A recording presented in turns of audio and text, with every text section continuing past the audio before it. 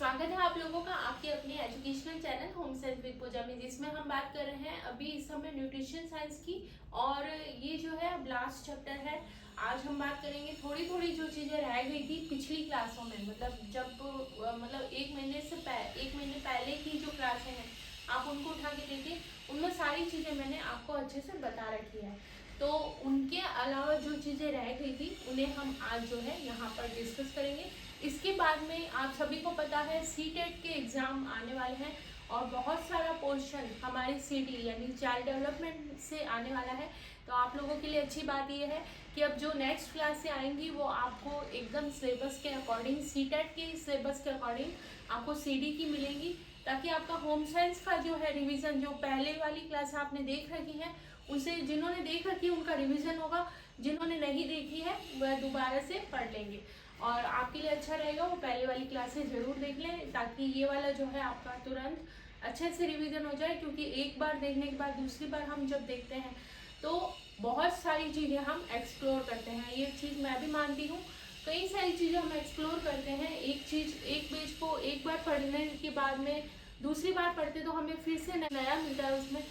तो इसीलिए कहा जाता है कि 10 बुकों को पढ़ने की बजाय एक बुक को 10 बार पढ़ लिया जाए तो वो हमारे लिए ज़्यादा बेनिफिशियल होता है। तो चलिए आज की क्लास को, बहुत छोटी क्लास है, थोड़े थोड़े पॉइंट्स जो है हमारे रह गए थे तो उन्हें हम डिस्कस करेंगे। अब जल्दी से स्टार्ट करते हैं क्लास को। और अब जो नेक्स्ट क्लासें आपको मिलेंगी वो सी-टेट की मिलेंगी, CD यानी चाइल्ड डेवलपमेंट। तो चलिए बात कर लेते हैं मार बॉइलिंग। मार बॉइलिंग क्या है? एक वसा का जमाव है। ये क्या है? एक वसा का जमाव है जो मांस के तंतुओं के रूप में होता है। इसके अंदर क्या होता है, मांस जो है, जो मीट है वो वसा के रूप में जम जाता है। मतलब जो फैट है, ये क्या है, एक फैट है, इसको बोलेंगे फैट। तो ये जो फैट है ये मांस के तंतुओं में यानी टिश्यूज में जो है जम जाता है। और ये किस रूप में होता है? तंतुओं के रूप में। मतलब ये वसा का जो जमाव है वो तंतुओं के रूप में होता है। बेकन, बेकन का मतलब है सुअर मांस को नमक और धुएं से उपचारित करना।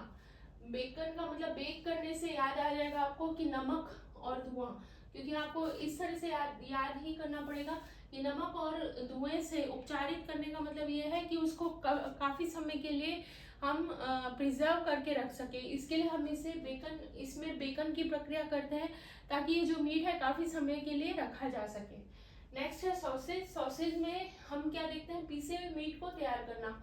इससे आपको याद हो जाएगा सॉस का मतलब, सॉस बनती किससे? टमाटो से बनती है। टमाटो को हम पीसते हैं, उसी के बाद सॉस बनती है। तो इससे आपको याद हो जाएगा पिसा हुआ जो मीट है उससे ये बनाई जाती है। हेम, हेम क्या है? सुअर का मांस जो है उसको नमक और धुआं देकर तैयार किया जाता है। क्या किया जाता है हेम में? सुअर का मांस और नमक और धुएं के साथ तैयार किया जाता है। सेम यही वाला प्रोसेस है बेकन वाला। पेपरोनी, पेपरोनी पैप से याद कर लीजिए, पोर्क और बीफ को मसल कर बनाना। पेपरोनी का मतलब पोर्क और बीफ को मसल कर बनाने का मतलब होता है पेपरोनी। एक स्क्रीनशॉट ले लीजिए।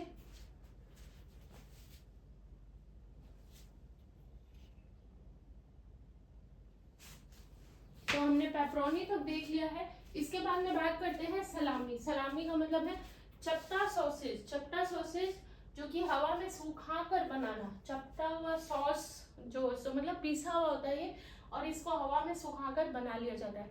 अब ये एक बार रिवीजन कर लेते हैं, उसके बाद में कुछ क्वेश्चंस को हम पुट अप करेंगे।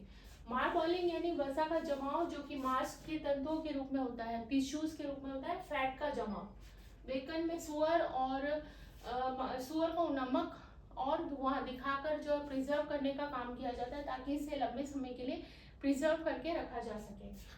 सॉसेस का मतलब है पीसे हुए मीट से तैयार करना। पीसे हुए मीट जो है उसे जो तैयार खाना होता है उसको हम बोलते हैं सॉसेस। हेम का मतलब है सुअर मांस को नमक और धुएं के साथ तैयार करना। पेपरोनी का मतलब है पोर्क और बीफ जो है उसको मसल कर तैयार करना, पेपरोनी कहलाता है। सलामी का मतलब है चपटा सॉस जो है उसे हवा में सुखाकर बनाना। अब कुछ क्वेश्चन आंसर हम पुट अप करेंगे जो कि आपको काफी बेनिफिशियल होंगे। एक मिनट,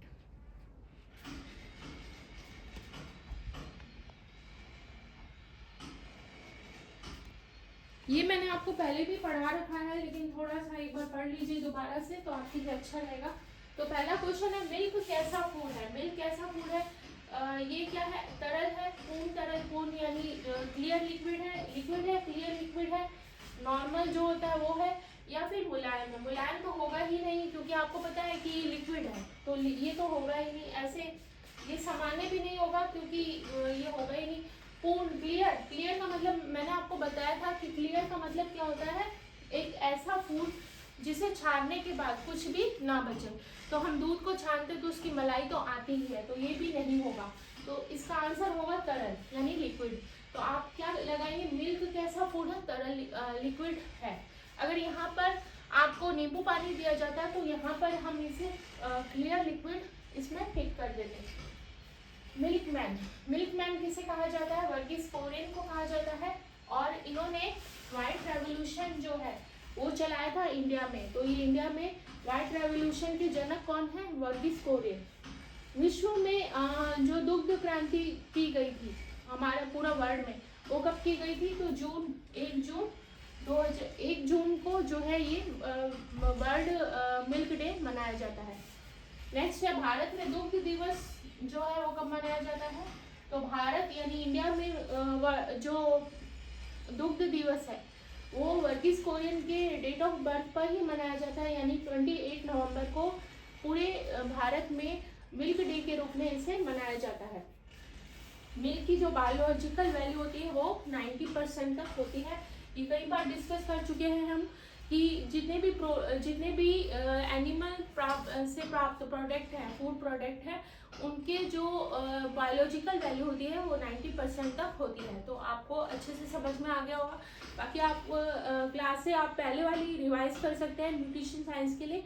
और अब जो क्लासें आपको मिलेंगी वो सीडी की मिलेंगी, जिसमें आपको काफ़ी, क्योंकि मैंने देखा कि सीटेट का काफ़ी सारा पोर्शन हमारे सीडी से ही आ रहा है, तो आपको अच्छे से होम साइंस का भी एक रिवीजन हो जाएगा और सीटेट वालों को इससे काफ़ी बेनिफिट होगा। तो चलिए मिलते हैं हम नेक्स्ट क्लास में। इसी तरह से बने रहिए आपके अपने educational channel home science with Pooja में।